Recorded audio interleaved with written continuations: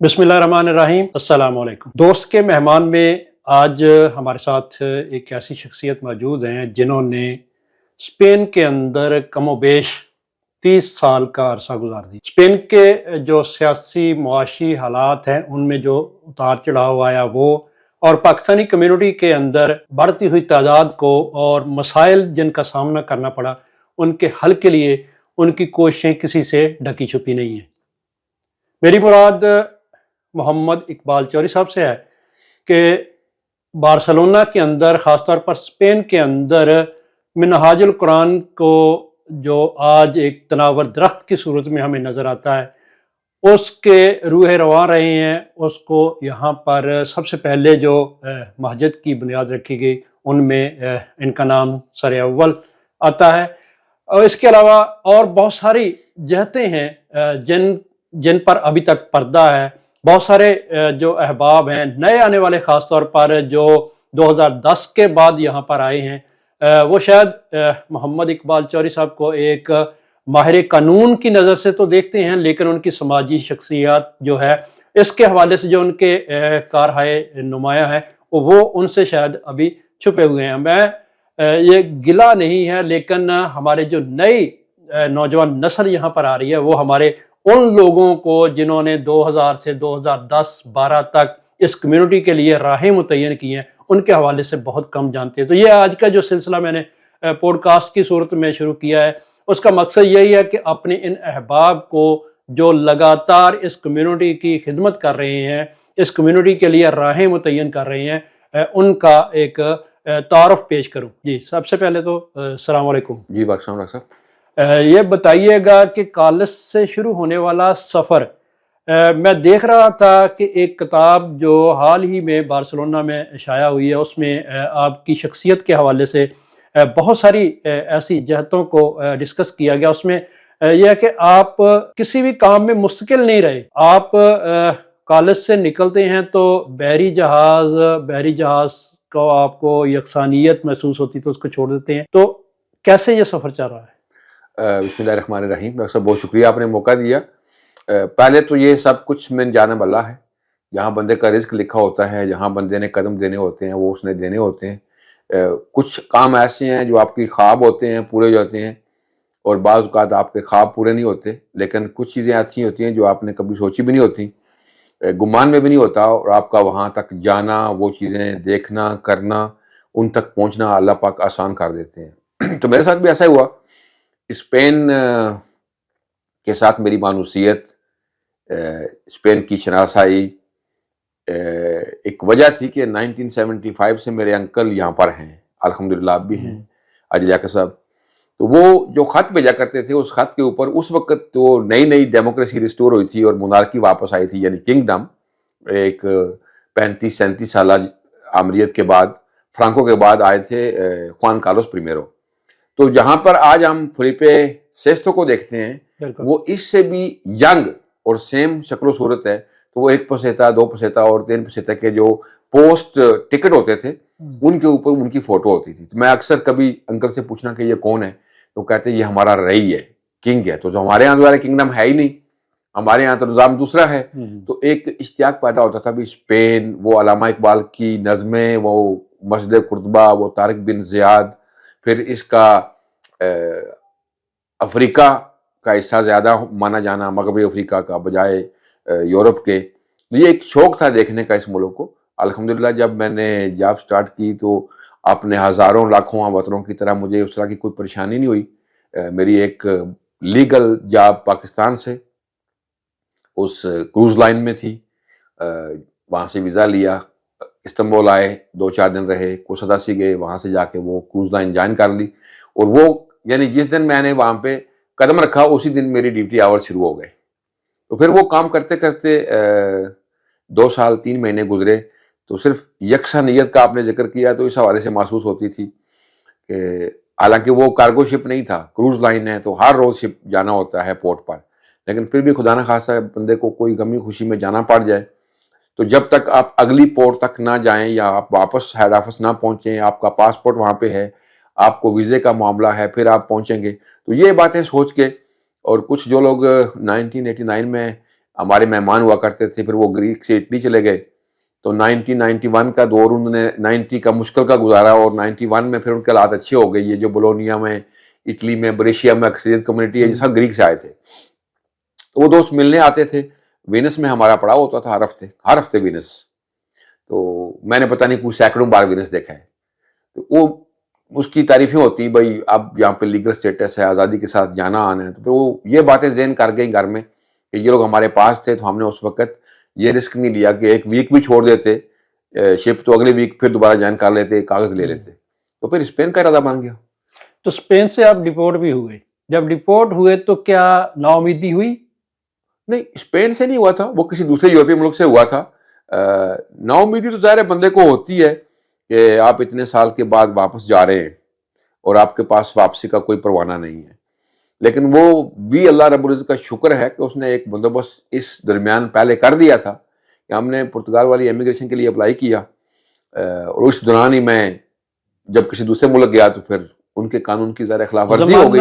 زمانہ طالب علمی میں ہر بچہ جو ہوتا ہے وہ ایک ٹارگٹ رکھتا ہے, یا اس کے والدین اس کو ایک ٹارگٹ بنا کے دیتے ہیں کہ بیٹا یہ کرنا ہے, یا وہ خود سوچتا ہے. تو آپ نے کیا بننے کا سوچا تھا؟ پتہ ہے ہمارے گجرات والوں کی جو ہے نا ایک سائیکی بھی ہے, آپ اسے گڈ لک کہہ لیں یا بیڈ لک کہہ لیں, کیونکہ ہماری اکثریت بڑے عرصے سے بیرون ملک ہے. تو یا تو کوئی سرکاری جاب کرتا تھا, زمینداریاں تو اتنی بڑیاں ہیں نہیں. ہمارے ہاں تو کسی کی اگر 20 ایکڑ زمین ہے تو وہ بڑی زمین گنی جاتی ہے. آبادی کے حساب سے لمبے مربع ہمارے یہاں نہیں ہے نا, جتنی آبادی گنجان ہے. تو الحمدللہ اس حساب سے تو گزارا معقول تھا. لیکن زمینداری میں پھر کس کا دل لگتا ہے, اس میں مشقت بہت کرنی پڑتی ہے. تو پہلے تو یہی تھا کہ لا کی تعلیم مکمل کی جائے. تو پھر جیسے جیسے حالات بنتے گئے اس میں اپنا بزنس بھی سٹارٹ کر لیا. ساتھ ساتھ پاکستان میں یہ جو کپڑے کا بزنس تھا یہ کیا. تو اس میں بھی پھر ٹریولنگ چلتی رہتی تھی. اور اس دوران اتفاق سے یہ جو جاب آ گئی, وہ میرے عزیز تھے, انہوں نے کہا بھی ایسی جاب ہے اگر آپ کرنا چاہو. تو میں نے کہا اچھی بات ہے, اس میں ایڈونچر بھی ہے. سچی بات یہ اس میں ایک ہی تھا کہ 1 سال کام کرنا ہے اور 1 لاکھ روپیہ کمانا ہے, وہ لا کے بزنس میں انویسٹ کرنا ہے. 86 سے 89 تک جو بزنس کیا آپ نے سر عالمگیر میں, تو اس میں یہ تھا کہ اس سے حالات اچھے ہو جائیں گے, پھر باہر جانے کی ضرورت نہیں ہے. تو پھر وہ والا لاکھ ہم نے روز بھی کمایا, لیکن وہ والا لاکھ پورا نہیں ہوا جو مہینے کا تھا. تو یہ گنتی چلتی رہتی ہے. اسپین میں آپ کی زندگی کے اتار چڑھاؤ, کوئی ایسا واقعہ, کوئی ایسا؟ دیکھیں اللہ کا شکر ہے بڑا, جب لوگوں کو آپ دیکھتے ہیں تو میں ہمیشہ نیچے دیکھنے کا عادی ہوں کہ جب آپ شکوہ نہ کرو کسی سے بھی, نہ خدا سے نہ بندوں سے, بلکہ شکر ادا کرو شکوے کی بجائے, حالات جیسے بھی ہوں. تو یہ اللہ کا شکر ہے اس ملک میں آتے وقت میرے جیب میں کافی پیسے تھے. ذرا ایک اچھی جاب کر رہے تھے, $1000 ملتا تھا, اور خرچہ تو کچھ تھا ہی نہیں. وہ سب خرچے ان کے تھے, کپڑے دھلے, بسترے دھلے, ہر ویک میں 2 بار چینج ہوتے تھے, کھانا وانا ادھر ہی ہوتا تھا سب کچھ. تو یہاں پہ آ کے پیسے تھے, پتہ تھا کہ حالات شاید سخت ہوں. پھر اتفاق یہ ہے کہ میرے انکل موجود تھے, تو مجھے کام بھی مل گیا آنے کے 2 مہینے کے بعد. جب جس فرم میں وہ کام کرتے تھے ان کو پتہ چلا کہ اس کے 2 ریفیوز ہیں اور اس کے اوپر بوجھ ہو گیا, تو انہوں نے کہا چلو 2 کو تو نہیں, فی الحال آپ 1 کو کام پہ لے آؤ. دسمبر میں نے جوائن کیا اور فروری میں دوسرے نے جوائن کر لیا. تو اس حوالے سے وہ پریشانی مجھے دیکھنی نہیں پڑی. لیکن جو میرے اس وقت کے ہم عصر ہیں, جو لوگ, یعنی میں فرسٹ ٹائم یہاں پہ 89 میں آیا تھا 12 سپتمبر کو, پھر 19 سپتمبر کو, پھر وقفہ آ گیا, پھر 91 میں آیا واپس. تو اس وقت یہ ریگولرائزیشن کھلی ہوئی تھی فرسٹ آف آل, جس میں ہم نے 3 دسمبر کو بھوک ہڑتال تاد میں مرگ بھی کی تھی. وہ شاہ صاحب نے اس بک میں ذکر کیا ہے کہ ہمارے کئی پیپر جمع نہیں ہوتے تھے, یہاں جانا انہوں نے بگا دینا, چلو جی آپ کے پاس تو وہ ثبوت نہیں ہے, آپ کے 15 مارچ 1991 سے آپ پہلے اس ملک میں موجود تھے. تو بہت سارے ساتھیوں کو یہاں سے ولنسیا سے پھر بارسلونا, پھر تراگونا, اور لاسٹ میں جا کے لگرونیو میں ہم نے پیپر جمع کروائے 10 دسمبر 1991. جی, میں آپ کی زندگی کو پڑھ رہا تھا, اس کتاب کے اندر تفصیلاً آپ کے حوالے سے لکھا ہے کہ آپ زمیندارہ سے کپڑے کے کاروبار میں, کپڑے کے کاروبار سے کروز سے آپ یہاں پر آ گئے, ہوٹلنگ میں آپ نے کام کیا. تو اب آپ ایک ماہر قانون کے طور پر پاکستانی کمیونٹی کی خدمت کر رہے ہیں. تو یہ سارے جو پروسیس ہے آپ کا, مختلف شعبہ ہائے زندگی ہیں جن میں آپ نے کام کیا ہے, کبھی محسوس کیا کہ کہ یہ صرف تارکین وطن کے ساتھ ہی ایسا ہوتا ہے؟ پاکستان میں ہو تو آپ ایک کاروبار میں دل لگاتے ہیں، اسی پہ جان لگاتے ہیں یا اسی فیلڈ میں ہی آگے بڑھتے ہیں، نہیں، لیکن جب باہر آتے ہیں تو مختلف چینجنگ کیا مطمئن نہیں ہو رہے ہوتے؟ نہیں، ایسا نہیں ہے. میرا خیال ہے یہ سب کچھ من جانے والا ہے. جب میں ہوٹلنگ کے شعبے میں تھا تو اس دوران ہی الحمدللہ یہ منہاج القرآن کا قیام عمل میں آیا، بلکہ کام بعد میں سٹارٹ کیا تھا، یہ آغاز پہلے ہو گیا تھا. تو اس کے بعد پھر اس کی جو ادنا سی خدمت اپنی استطاعت کے مطابق کر سکتے تھے، اس میں اس ڈیوٹی میں مجھے یہ تھا کہ فلیکسیبلٹی تھی، درمیان میں وقفہ ہو جانا، جس دن کئی میٹنگ ہو چھٹی لے لینی، اس حساب سے ایڈجسٹ ہو جاتا تھا. اس دوران پھر میں نے کافی عرصہ ریڈیو اسپانیہ کے ساتھ بھی کام کیا. وہ شاید بہت سارے لوگوں کو نہیں پتا، جو ظاہر اسپانش میں پروگرام ہوتا تھا، جو اسپانش جانتے ہیں ان کو تو پتا تھا کون کر رہا ہے، کومونیٹاد دے ناسیونس. یہ کس سال کی بات ہے؟ یہ 9/11 سے پہلے ایک سال شروع کیا تھا اور 9/11 کے بعد پھر چھوڑ دیا، پھر آگے جو ہے نا چینجنگز آتی گئیں، بلکہ یہ ہم نے 1999 میں شروع کیا تھا. تو اس کا موضوع کیا ہوتا تھا؟ ہر ہفتے جو ہوتی تھی، اسے یہاں پہ کہتے ہیں ترتولیا، مباحثہ، کہ جو نئے سٹیزنز ہیں، تارکین وطن ہیں، اس کا نام تھا کومونیٹاد دے ناسیونس، یعنی نیشنز کی کمیونٹی. اس میں مختلف قومیتوں کے لوگ آتے تھے، جرمن بھی، امریکن بھی، باقی لوگ بھی، لیکن میری وہاں پہ تقریباً 75% حاضری پکی ہوتی. منہاج القرآن کا آپ نے تذکرہ کیا، میں سمجھتا ہوں، دیکھتا ہوں ادھر جب بھی بارسلونا کے اندر، اسپین کے اندر منہاج القرآن کا تذکرہ ہوگا تو آپ کا تذکرہ لازم و ملزوم ہے. تو اس حوالے سے تھوڑا سا بتائیے گا کہ ایک نیا ملک جس کو اتنا اسلام کے ساتھ نہیں ہے، اس کے اندر آ کے اس طرح اسلامک سینٹر بنانا، مسجد بنانا اور اپنے لوگوں کو فیسیلیٹیٹ کرنا، کیا مقامی حکومت سے آپ کو کسی قسم کی کوئی پرابلم اس حوالے سے؟ ڈاکٹر صاحب، میں نے آپ کو ذکر کیا تھا پہلے، اس سے پہلے میں پرتگال میں رہا تو لزبن میں ایک بہت بڑی خوبصورت جامع مسجد ہے جو سعودیہ کے تعاون سے بنی تھی. پھر پاکستان نے اس میں $1 ملین اس وقت ضیاء صاحب کے زمانے میں دیا، وہ دیکھی میں نے، عظیم الشان. تو وہاں ہمارا جانا آنا تھا. تو پاکستان میں منہاج القرآن کے مخالف ہوا کرتا تھا، پاکستان عوامی تحریک کی وجہ سے، اور اس کے پیچھے زیادہ خبر اخبار کا ہاتھ تھا، جو پراپیگنڈا مہم چل رہی تھی. لیکن یہاں آ کے میں پیرس میں تھا ایک دن، تو اتفاق سے وہ جو ہمارے میزبان تھے کہتے ہیں اگر آپ کو محسوس نہ ہو تو ہم ایک کیسٹ لگا لیں ویڈیو. میں نے کہا لگا لو، اب تو معیوب ہے کہ آپ اپنے میزبان کو منع کرو. میں نے کہا لگا لو. کہتے ہیں یہ علامہ صاحب کی کیسٹ ہے تو ہم لگاتے ہیں. انہوں نے وہ خطاب لگایا، شاید 16 منٹ چلا ہوگا، تو ان کے یہاں کوئی مہمان آ گئے، تو اس کے اوپر ڈیفینیشن آ رہی تھی، نور اور بشر کا موازنہ کیا جا رہا تھا کہ یہاں حضور نبی کریم صلی اللہ علیہ وسلم کو اگر نور سمجھتے ہیں تو وہ کس طرح، اور اگر بشر نہیں مانتے تو کن وجوہات کی بنا پر. تو بڑی شرمندگی ہوئی کہ اس شخصیت کے بارے میں میرے یہ خیالات ہیں. وہ خبریں پڑھ کے، حالانکہ میرے ایک انکل اللہ گری کے رحمت کرے، وہ 86 سے یا اس سے پہلے سے منہاج القرآن کے ممبر تھے کویت سے. تو ماہنامہ منہاج القرآن ہمارے گھر آتا تھا، ہم نہیں پڑھتے تھے تو کوئی آس پاس کے گاؤں سے لوگ آ کے لے جاتے تھے پڑھنے کے لیے ہر مہینے. جب یہ سنا تو پھر تھوڑا اشتیاق پیدا ہوا. اس کے بعد لزبن میں ہمارے ساتھ ایک بندہ رہتا تھا، تو اس نے کہا جی کہ یہاں پہ اگر ہم پاکستانی کمیونٹی کے لیے مسجد بنائیں، کیونکہ پرتگیز مسلمان جو انڈین نژاد ہیں، موزمبیق سے ہیں، انگولا سے ہیں، وہ سارے صرف پرتگیز بولتے ہیں، اور ایک کلچر ڈیفرنس بھی ہے، تو اگر ہم اپنے لیے بنائیں تو اچھا ہوگا. تو اس کے لیے وہاں پر پھر منہاج القرآن کے قیام کا آغاز سب سے پہلے پرتگال میں ہوا. باوجود پھر لوگ آتے جاتے گئے، وہاں پہ اسٹیبلٹی نہیں بنی، تو شاید ابھی تک اس طرح کا کوئی سیٹ اپ نہیں بنا. تو یہاں آئے تو ہمارے محترم نواز قینی صاحب اس سے پہلے بڑی کاوشیں کر چکے تھے. پھر اپنے مسلک اور عقیدے کے مطابق لوگوں کو پرابلم بھی تھی، جو لوگ اس پہ بہت سختی کے ساتھ کار باندھے ہیں، وہ چاہتے تھے کہ ہمیں کوئی ایسی جگہ ملے جہاں پہ ہم اپنے عقیدے کے مطابق اپنے آزادی کے ساتھ مذہبی رسومات ادا کر سکیں. تو اس کے لیے پھر وہ محترم نواز قینی صاحب کی ہمیں سرپرستی ملی، ان کا ساتھ، محترم سیف اللہ صاحب اور بھی بہت سارے ساتھی. ٹوٹل 26 لوگ تھے. جو ہماری پہلی جنرل اسمبلی بنی، یہاں پہ میٹنگ ہوئی، اس میں پھر یہ فیصلہ ہوا. تو وہ مجھے اس وقت صدارت دے رہے تھے. میں نے کہا جی آپ کی مہربانی، نہ میرے پاس کام ہے، نہ مجھے زبان آتی ہے، اب مجھے سب سینڈ میں رکھیں.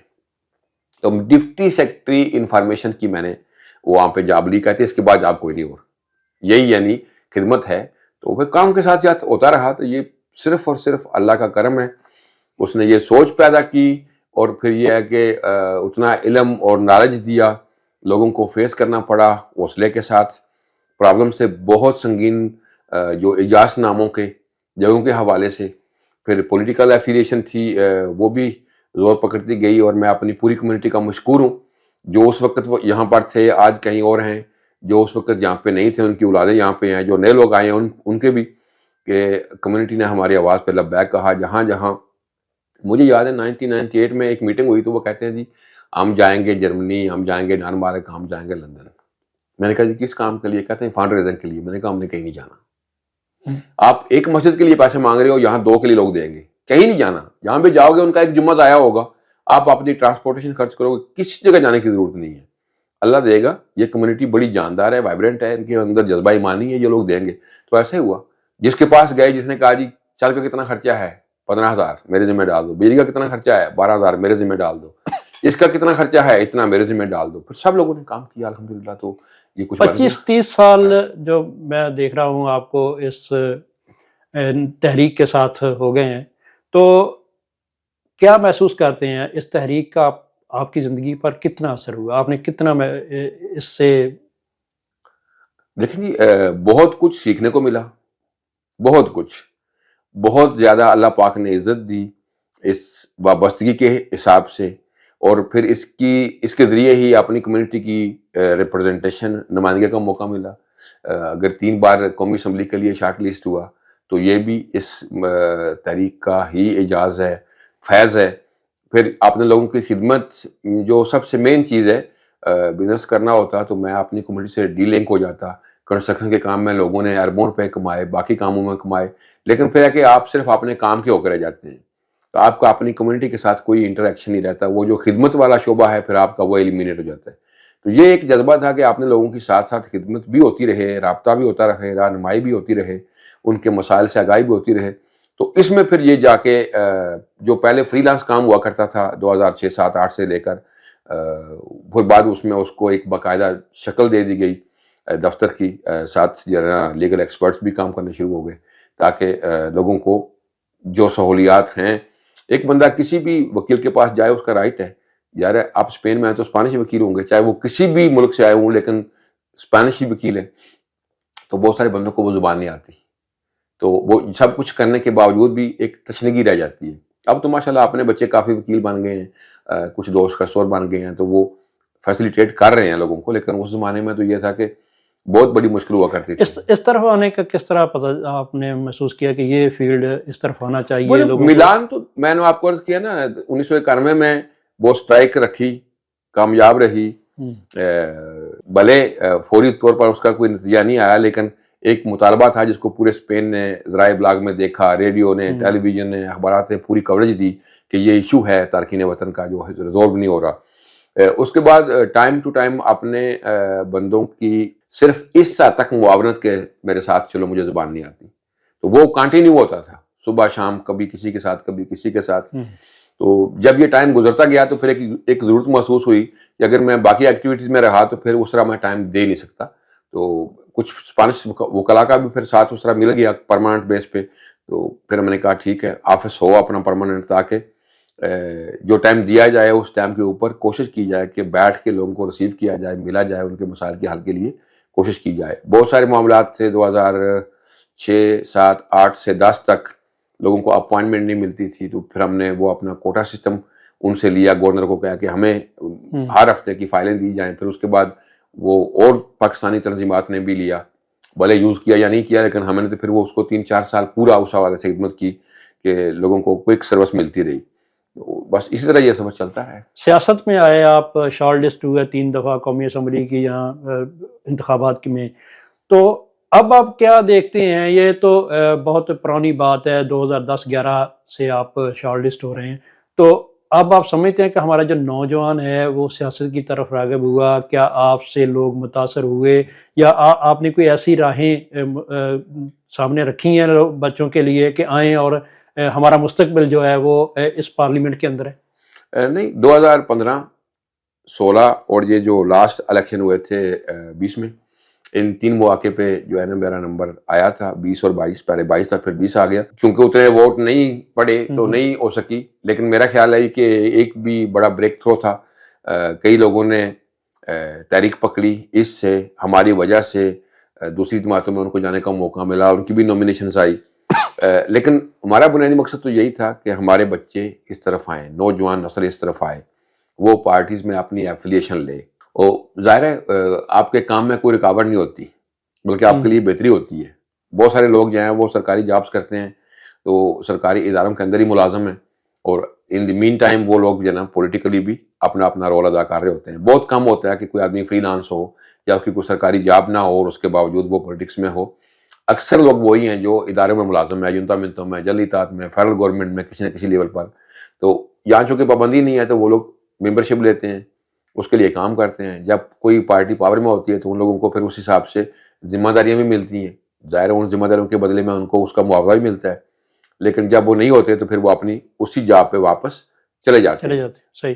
ہمارے لیے ایک آئیڈیل ہے، جس طرح چودھری محمد سرور پہلے ایم پی بنے برطانیہ میں، لارڈ نذیر لارڈ بنے، تو ہم یہ چاہتے ہیں کہ جو ہماری نئی نسل ہے یہاں پہ بچے ہیں بچیاں ہیں انہوں نے یہیں رہنا ہے تو وہ بھی ممبرشپ لیں جس بھی پارٹی میں ان کے لیے چارمنگ ہے، جس پارٹی کا منشور ان کے لیے اچھا ہے، جس پارٹی میں ان کے لیے مشکلات کم اور آسانیاں زیادہ ہوں، ان پارٹیز میں ان کو شریک ہونا چاہیے، ممبرشپ لینی چاہیے.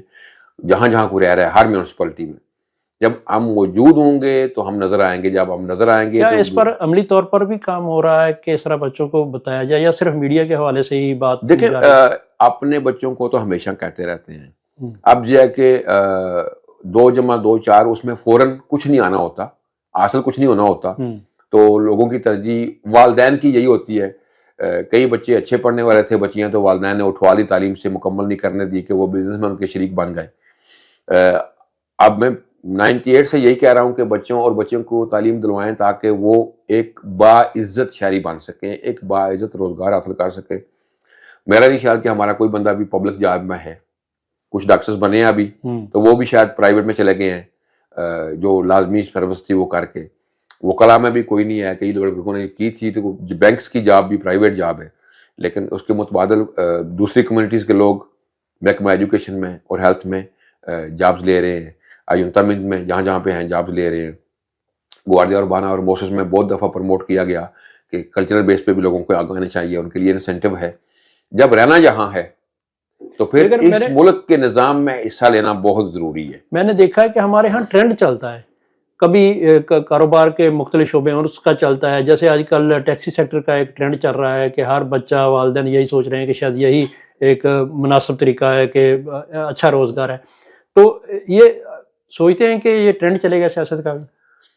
میرا خیال چلتا رہا ہے. کچھ سائیکل ایسے آئے ہیں کہ دیکھا دیکھی لوگوں نے جوتیاں اتار کے ہاتھ میں پکڑی ہیں اور بھاگ دوڑ کی ہے، لیکن بعد میں پھر تھک کے بیٹھ گئے. اور یہ جو ہے نا یہ کل وقتی جاب ہے. اس میں ایسا نہیں ہے کہ آپ نے ایک وقت ابال آ گیا اور کسی پارٹی میں شامل ہو گئے، اس کے جلسے کروا دی اور بعد میں گھر بیٹھ کے. نہیں، ضرورت تو اس عمر کی ہے کہ سب لوگ یہ سمجھیں فرسٹ آف آل یہ ملک ہمارا ہے، ہمارے لیے جائے امان ہے، یہاں ہم نے رہنا ہے، ہمارے بچے بچیاں یہاں پیدا ہو رہے ہیں تو ان کا ملک یہی ہے. بار بار یہ کہہ رہے ہیں کہ ہم نے ادھر ہی رہنا ہے، ہمارے بچوں نے ادھر ہی رہنا ہے. کیا کوئی اس کے پیچھے کوئی ایسی بات ہے کہ ہم یہ سوچتے نہیں ہیں کہ ہم نے ادھر ہی رہنا ہے؟ دیکھیں جو ہماری بیسک سائنس ہے نا ہجرت کی، مہاجرت کی، بہت کم ایسا ہوا ہے کہ لوگ کچھ ٹائم کے بعد واپس چلے گئے. اسپینش 3 نسلیں فرانس میں موجود ہیں، جرمنی میں، سوئٹزرلینڈ میں موجود ہیں. انگلینڈ کی مثال آپ کے سامنے ہے. حالانکہ انگلینڈ سے لوگ واپس جائیں تو ان کے لیے پرابلم نہیں. نظام تعلیم، نظام معاشرت، نظام سیاست، نظام معاشرت پاکستان کا اور یو کے کا سیم ہے، پرابلم نہیں ہے. ڈبل نیشنلٹی بھی ہے جو کہ یہاں کا ایک پرزور مطالبہ ہے. پاکستان جا کے ہمارے لیے پھر نئے سرے سے شروع کرنا ہوگا. میں نا امید نہیں ہوں، ہو سکتا ہے آنے والے چند سالوں میں ہمارا واپس پاکستان جانے کا رجحان بن جائے، لیکن جو موجودہ حالات ہیں اس کے مطابق اگر کوئی تعلیم حاصل کر لے تو وہ ضائع نہیں ہوگی، اگر کسی کی کوئی جاب اچھی ہے تو وہ ضائع نہیں ہوگی، ایکسپیرینس آئے گا. چائنا کو اگر سپر پاور بنایا ہے تو چائنیز تارکین وطن نے بنایا ہے، جنہوں نے ساری دنیا میں کام کیا، ایکسپیرینس لیے، مہارتیں لیں، ڈگریاں لیں اور واپس جا کے چائنا میں انڈسٹری لگائی. تو ہمارے لوگ بھی کر سکتے ہیں اگر حالات ایسے اچھے ہوں، جا کے واپس انویسٹمنٹ کریں. لیکن جب تک نہیں جانا اس وقت تو اس کو اپنا گھر بنا کے ہمارے لاشعور میں کہیں بیٹھا ہوا ہے کہ ہم دیکھیں ممکن ہے جی. جو چیز میں دیکھتا ہوں کیونکہ میں اس ملک میں پیدا ہوا تھا، میرے اندر اس مٹی کی محبت زیادہ ہے. میری اولاد میں شاید اس اتنی محبت نہ ہو چونکہ وہ یہاں پیدا ہوئے، ان کی مٹی یہ ایسی صورت موجود ہے نا. اب لطیفہ ہوا کہ میرے کچھ عزیز بچے ہیں تو انہوں نے یو کے میں اسکول کے اساتذہ نے کہا بھی آپ نے اپنے ملک کے فلیگ بناؤ. تو انہوں نے اسپینش فلیگ بنا دیے کیونکہ وہ یہاں پیدا ہوئے تھے. ظاہر ہے تو وہ جو استاد تھے انڈین اور پاکستانی اوریجن کے, ایون برٹش, ان کے لیے بڑا سرپرائز تھا کہ آپ کے والدین تو اردو پنجابی بولتے ہیں اور آپ تو نے کہا ہم تو اسپین میں پیدا ہوئے, ہم تو اسپینش سٹیزن ہیں بائی برتھ, ٹھیک ہے, تو ہم نے تو وہی کرنا جگہ پر رائٹ ہے, ان کی رائٹ ہے. تو اس لیے یہ ہے کہ کوئی چیز بھی ایسی جو آپ کو روک رہی ہو اس سے تو آپ خوف کھائیں, اجتناب کریں.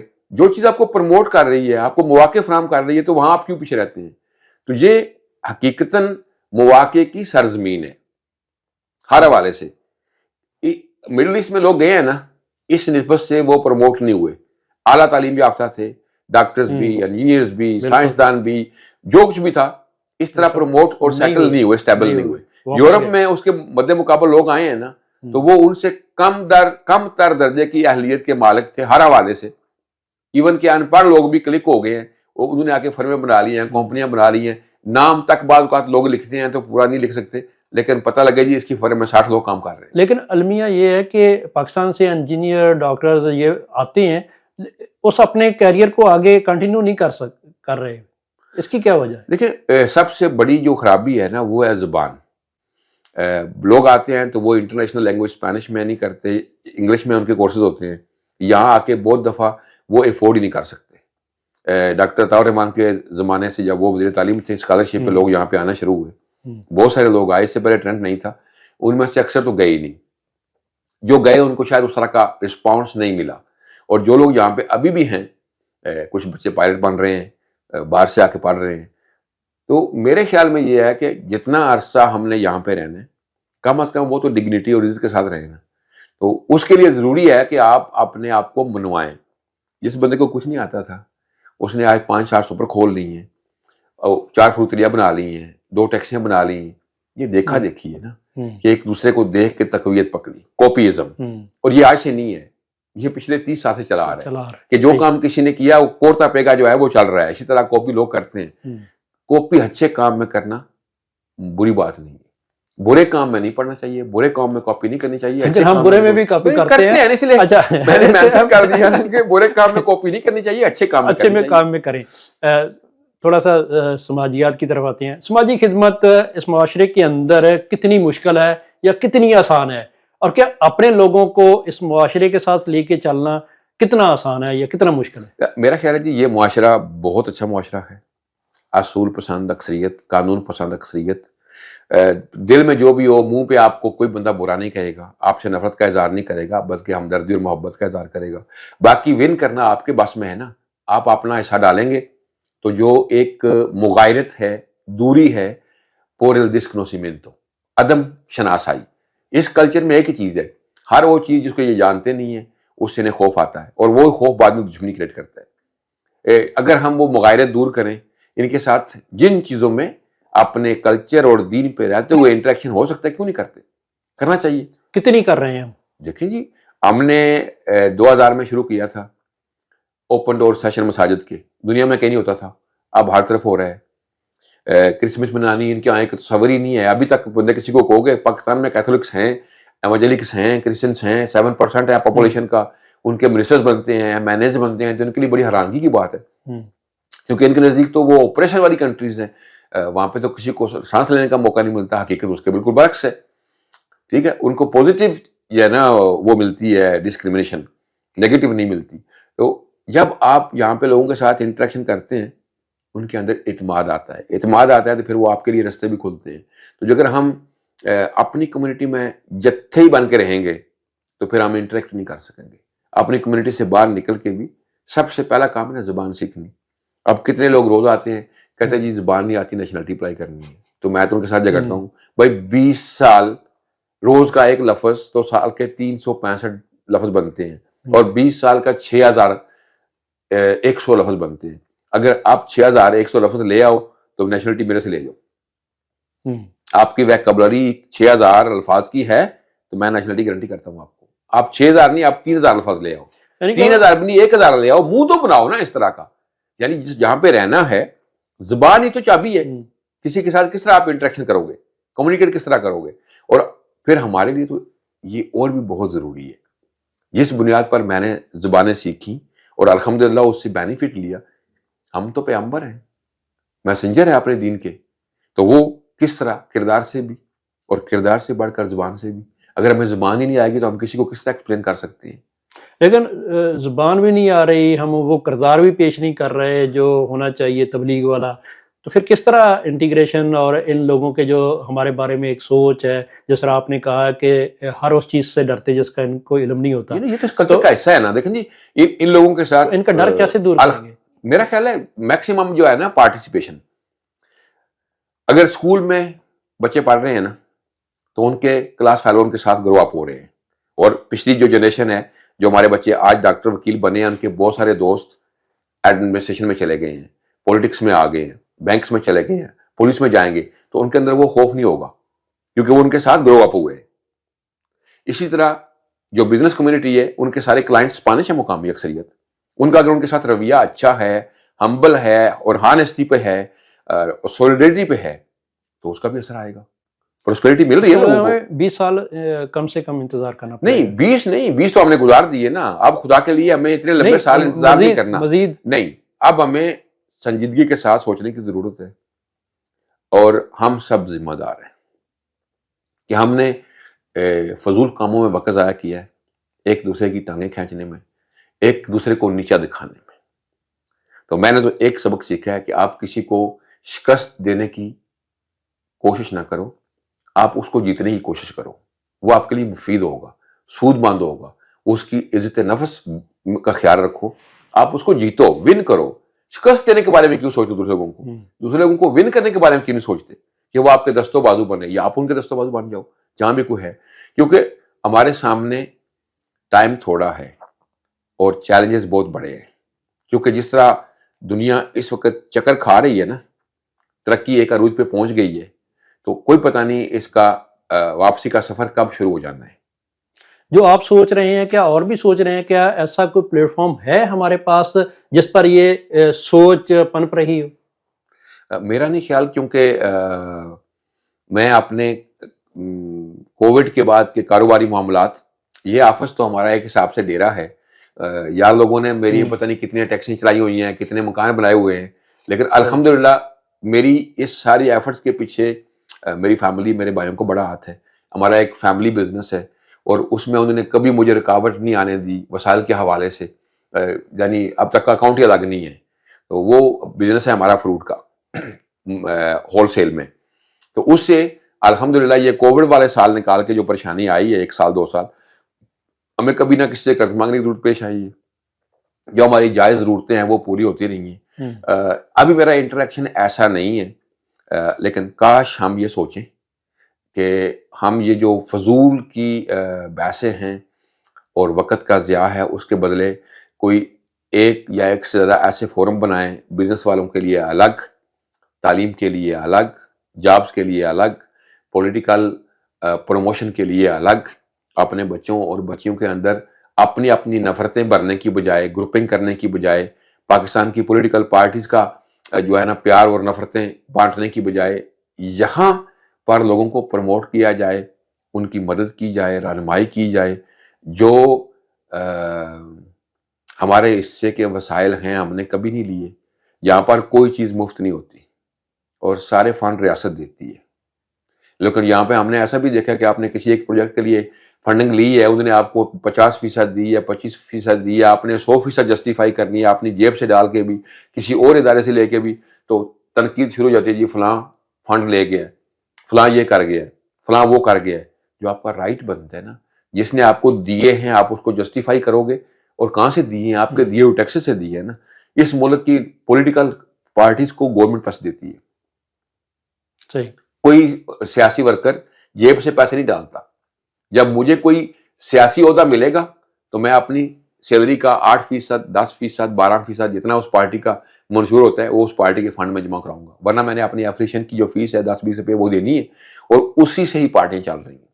तो इस वजह से कानून की अमलदारी ज्यादा है और करप्शन नहीं है या कम है, उस तरह वो असरअंदाज नहीं होती। जब हम इतने हजारों यूरो खर्च कर देते हैं और वो उसका सिर्फ वक्ती वाह वाह होती है, उसके बाद कुछ नहीं होता, तो मुख्तलिफ प्लेटफार्म्स हैं जिनको ग्रो अप करने की ज़रूरत है और ये सोच बिल्ड करने की ज़रूरत है।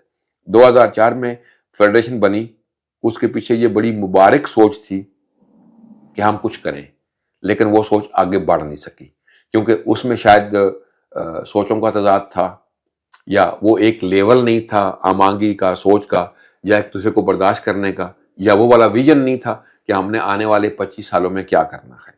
تو وہ ابھی ویژن ہے ادھر کا ادھر ہی ہے جہاں چھوڑا تھا، اس سے آگے مجھے کہیں نظر یعنی کہ نہیں آیا. 20 سال گزرنے کے بعد بھی وہیں کا وہیں ہے. مجھے نظر نہیں آیا کہ کسی لیول پر بھی کوئی ایسی سنجیدہ کاوش ہوئی ہو جس سے آپ کہیں کہ اولے یا ایمو سے چھوال گو.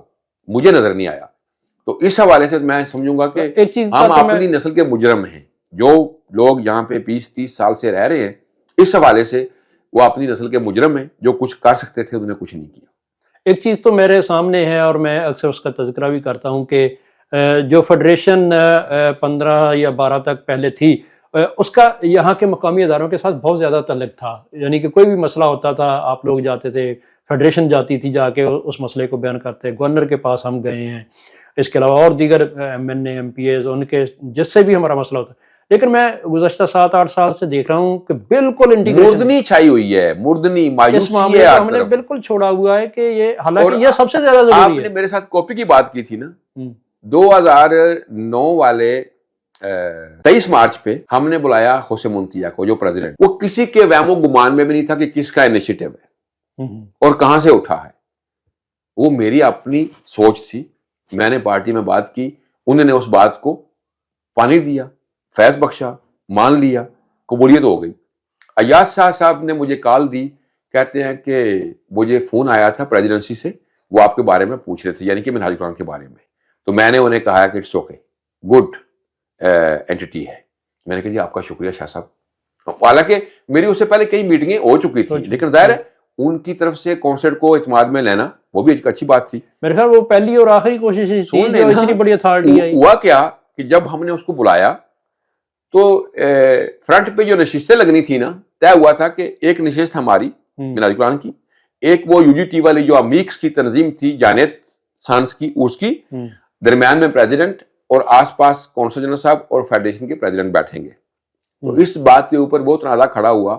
جہاں لوگوں نے کہا جی وہ تو مذہبی تنظیم ہے، اس کے اوپر پریزیڈنٹ نے کس طرح آنا تھا، وہاں پہ تنازع کھڑا کر دیا. تو ہم نے پھر بھی بیک سٹیپ کیا کہ یہ ہمارا مہمان ہے، اس کو پتا ہے وہ کس کا مہمان ہے اور ہمیں پتا ہے کس کا مہمان ہے. اگر یہ لوگوں کی آنکھوں میں دھول جھونک رہے ہیں، جھونک دیں.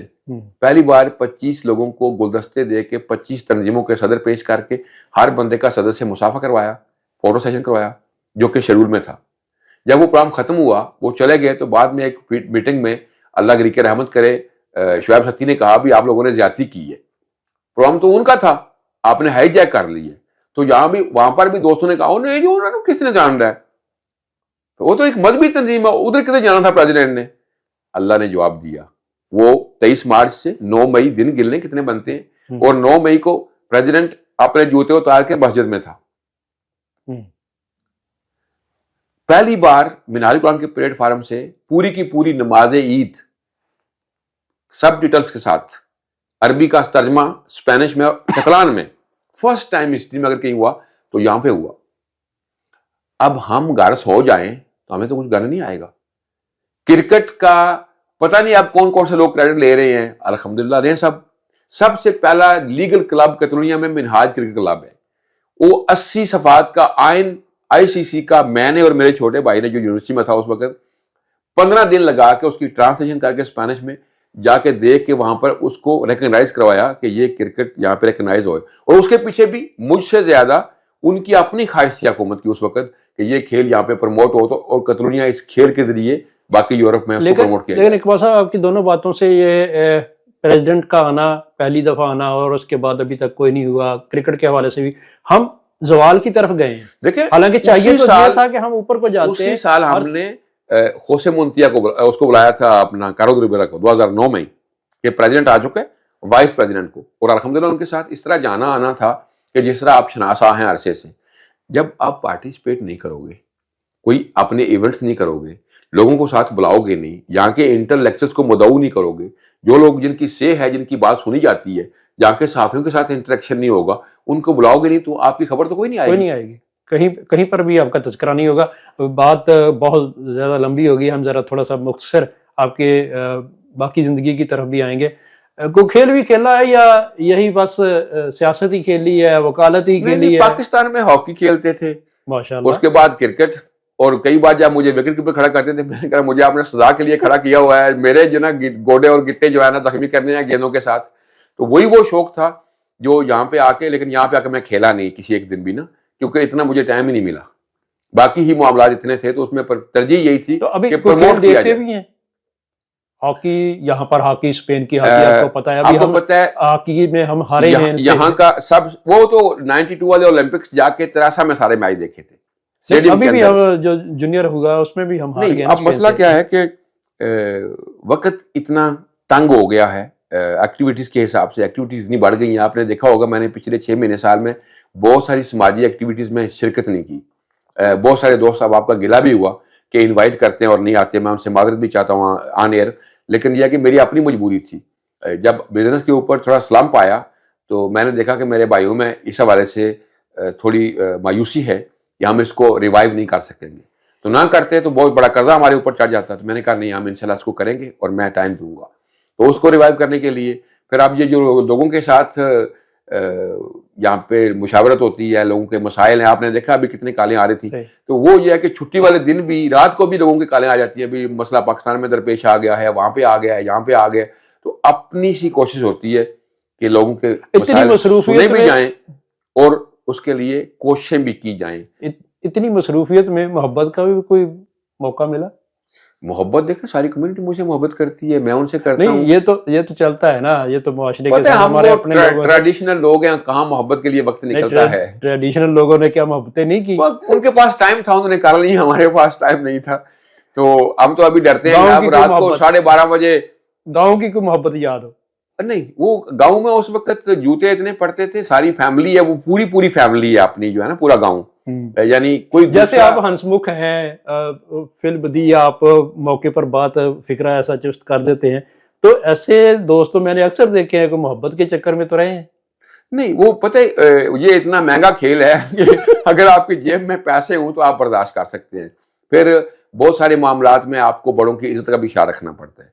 और सबसे बढ़कर डॉक्टर साहब, इसमें अगर अमल दखल है तो मेरी मिनहाज कुरान के साथ जो वाबस्तगी है, इसने बचाए रखा है बहुत सारे मामलात से, कि बंदा कुछ चीज़ सोचे भी तो उसके सामने फ़ौरन आ जाता है कि आपका तल्लक कहाँ पे है, आप अगर कोई कदम उठाएंगे तो वो किस तरफ जाएगा, उसको किस तरह लिया जाएगा। मेरे अजीज़ों कारब, मेरी बेगम के कान भरते थे जब वो पाकिस्तान में थी, वो जो लड़कियों के साथ गली में प्यार लिया रहा होता है, वो जहाँ पर तो मोफा करना एक नॉर्मल सी बात है, लेकिन वो मेरी शिकायतें जाती थी।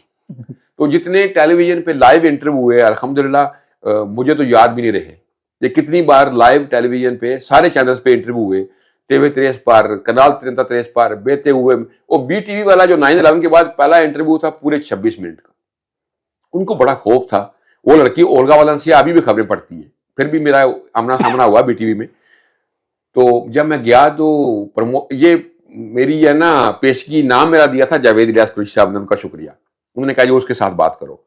तो अब जब मैंने वहां पे कतलान के 2-4 लफ्ज बोले तो वो कहती है अच्छा आपको कतलान भी आती है? मैंने कहा मैं यहाँ पे रहता हूँ तो कोशिश करता हूँ सीखूं।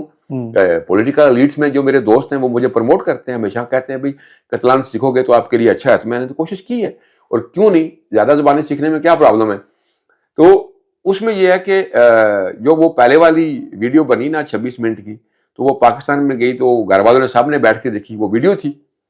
तो वो बीवी मेरी ने मुझे पूछा क्या तुम बड़ी हंस के बातें कर रहे थे? मैंने कहा मैं रो के बातें करता, बातें करनी हंसने वाली थी उसमें। तो इस तरह का एक वाकया मेरे साथ भी है, आपको पता भी है, वो मरहुमा जो वजीर दफा थी कारमें, उनके साथ मेरी भी एक फोटो इस तरह बनी थी। अच्छा, आखिर में सिर्फ ये हमारा जो नौजवान तबका है यहाँ पर, हमारी बच्चियां हैं, बच्चे हैं, उनके लिए जनरली एक मैसेज कि इस मुआशरे के अंदर, इस सोसाइटी के अंदर इंटीग्रेशन के साथ हम किस तरह आगे बढ़ सकते हैं, ये एक पैगाम मुख्तसर। डॉक्टर साहब, यहाँ पर हिजाब वाला मसला हल हो गया, यहाँ पर पर्दे वाला मसला हल हो गया, कोई उतना उस तरह की मुखालफत नहीं है जिस तरह फ्रांस में हुआ, डानक मार्क में हुआ, दूसरे मुल्कों में हुआ। यानी बच्चियां स्कार्फ लेना चाहें तो कोई मना नहीं करता, पार्लियामेंट में भी है, स्कार्फ लेके जाती है नजात, और ना लेना चाहें तो अपने घरों में कोई उनको फोर्स नहीं करता। सही। तालीम, तालीम और तालीम एक ही जीना है कामयाबी का। بچیاں اگر سائنٹسٹ بنتی ہیں، ڈاکٹر بنتی ہیں، نرسز بنتی ہیں، پروفیسر بنتی ہیں، پبلک ایڈمنسٹریشن میں بچے آتے ہیں، ان کا وقار بلند نہیں ہوگا، ان کے بڑوں کا وقار بلند ہوگا، پھر جہاں سے آئے ہیں اس ملک کا وقار بلند ہوگا. اور اول و آخر ہم اسلام کے پیغمبر ہیں. ہماری ذمہ داری ہے کہ ہم دین سیکھیں، اس پر عمل کریں اور اس کو آگے پروموٹ کریں. زندگی کا موٹو یہی ہونا چاہیے. اسی میں ساری کامیابیاں ہیں. نہ کسی کا برا کہو، نہ کسی کا برا سوچو، اور نہ کسی کا برا کرو. یہ تین چیزیں ہیں. کسی کا برا سوچنا نہیں ہے تو پھر کرنے کی بھی نوبت نہیں آئے گی، صحیح. کہنے کی بھی نوبت نہیں آئے گی. یہ اگر ہم پلے باندھ لیں تو یہ سرزمین ہمارے لیے مواقع کی سرزمین ہے. بچوں اور بچیوں کو اعتماد دیا جائے، وہ والدین کا احترام کریں، والدین ان کے ساتھ محبت کا رشتہ رکھیں، تاکہ ایک دوسرے کے ساتھ مل جل کر ہاتھ پکڑ کے، کسی کے اگر سر پہ ہاتھ رکھنا ہے، کسی کے کندھے پہ ہاتھ رکھنا ہے تو اس کا ہاتھ پکڑ کے اس کو آگے بڑھایا جائے، نہ کہ نفرتیں کھڑی کر کے وہ فیملی کے اندر ہوں، برادری کے اندر ہوں، کمیونٹی کے اندر ہوں. اس میں بہت سارا وقت ضائع ہو گیا. پاکستان میں جو کچھ ہوتا رہا، جو کچھ ہو رہا ہے، جو کچھ ہوگا، وہ جو 25 کروڑ یا 20 کروڑ وہاں پہ ہیں وہ بھگت رہے ہیں، بھگتیں گے. ہمیں ان کی تکلیف کم کرنے میں اگر کچھ حصہ ڈال سکتے ہیں ڈالنا چاہیے. نہیں ڈال سکتے تو ہمیں کم از کم اپنے لیے ان تکلیفوں کو یہاں پر مدعو نہیں کرنا چاہیے. ایک آزاد معاشرہ ہے تو اس میں کوئی آپ پر قدغن نہیں. ہم نے گلیوں میں نمازیں پڑھی ہیں، گندی ترین جگہیں ہوتی تھیں، سخت موسم ہوتا تھا، گرمی ہو یا سردی ہو. اللہ کا شکر ہے ہر طرف مسجدیں بن گئی ہیں، ہر طرف لوگوں کے لیے درس قرآن کا انتظام ہے، ہر طرف لوگوں کے لیے فلاح اور بہتری کے مراکز بن رہے ہیں، کام کر رہے ہیں. اور اب تو ہر چیز آن لائن دستیاب ہے. فیصلہ ہمارے ہاتھ میں ہے کہ ہم نے بہتری والا راستہ چننا ہے، ہر حوالے سے، کامیابی والا یا ابتری والا اور ناکامی والا. میں تو سب کو یہی دعوت دوں گا کہ اس ملک کو اتنا پیار دو جتنا اپنے ملک کو دیا جانا چاہیے، اور اس کے بدلے میں جو آپ کے حقوق ہیں وہ بھی لیں. اس کے لیے تعلیم، تربیت، ہماری جس کو جہاں ضرورت ہوگی ہم اس کے ساتھ معاون بننے کے لیے تیار ہیں. بہت سارے کام ایسے ہوتے ہیں الحمدللہ. دیکھیں نا، میرے لیے ڈاکٹر صاحب کیا اس سے بڑا اعزاز کیا ہو سکتا ہے. میرے جیسا ایک عام آدمی کسی گاؤں میں پیدا ہوا اور اللہ نے اس کو وہ مقام دیا کہ اس وقت کے مشہور ترین پریزیڈنٹ سپاتیرو نے مونکلو میں بلایا. 35 لوگ تھے پورے اسپین سے مسلمان. تو مجھے اللہ نے یہ شرف دیا کہ مسلمانوں کی جو پاکستانی نژاد ہیں، اپنی کمیونٹی ہے، ان کی نمائندگی کے لیے مجھے بلایا گیا. حالانکہ اس پر بھی بڑی لہدیں ہوئی. تو وہ میں سمجھتا ہوں کہ نادانی. ہمیں ایک دوسرے کو پروموٹ کرنا چاہیے، ہمیں ایک دوسرے کو برداشت کرنا چاہیے، خوشیاں دیکھ کے خوش ہونا چاہیے، غمیاں دیکھ کے غمگین ہونا چاہیے. کسی کی خوشی میں کبھی آپ کو پریشان نہیں ہونا چاہیے، حسد نہیں ہونا چاہیے، اور کسی کی غمی میں لاپرواہ نہیں ہونا چاہیے کہ اس کا کام ہے وہ جانے. نہیں، کسی کو غمی پریشانی آئے تو اس کا ساتھ دیں، اور کسی کی آنکھ خوشی ہو آئے یا کسی کو پروموشن مل رہی ہے تو آپ کا کیا جا رہا ہے نا، آپ خوش ہوں اس پر تو اللہ آپ پر بھی خوش ہوگا، بجائے اس کے کہ آپ کسی کے لیے پنجابی میں رسے بٹنے شروع کر دیں، اس کے لیے راستہ روکنے کی کوشش کریں. کوئی کسی کا راستہ روک نہیں سکتا. جب اللہ کسی کا راستہ نہ روکے تو کوئی کسی کا راستہ نہیں روک سکتا. جی، آپ نے محمد اقبال چوہدری صاحب کی گفتگو سنی. تارکین وطن ہوتے ہوئے 35 سال کا تجربہ انہوں نے آج اس انٹرویو میں آپ کے سامنے رکھا، اور یہ بھی بتایا کہ اسپین کے اندر بہت زیادہ مواقع ہیں کہ آپ آگے نکل سکتے ہیں، آپ کے بچے آگے نکل سکتے ہیں. صرف ایک ہی کام کرنا ہے آپ کو، اور وہ کام ہے تعلیم، تعلیم اور تعلیم. اپنے بچوں کو تعلیم دیجیے اور یہاں خوشحالی کی زندگی بسر کیجیے. وہ تمام مشکلات جو آپ پیچھے چھوڑ کے آئے ہیں ان کو گلے مت لگائیے. ان کو حل کرنے میں اگر آپ کچھ تعاون کر سکتے ہیں تو وہ ضرور کیجیے. آپ ہمارا یہ پوڈ کاسٹ دیکھیے، سنیے اور جاننے کی کوشش کیجیے کہ ہم نے آپ کے مسائل کا حل بھی آپ کے سامنے رکھا اور آپ کے مسائل کو بھی ڈسکس کیا. کیسا لگا ضرور ہمیں مطلع کیجیے گا، کمنٹس کے ذریعے کیجیے گا، ہمارے سوشل میڈیا پر یہ ضرور بتائیے گا کہ کہاں پر ہم نے کوئی ایسی گفتگو، ایسی بات کی ہو جو آپ کے دل کو لگی ہو. ضرور بتائیے گا. اجازت دیجیے.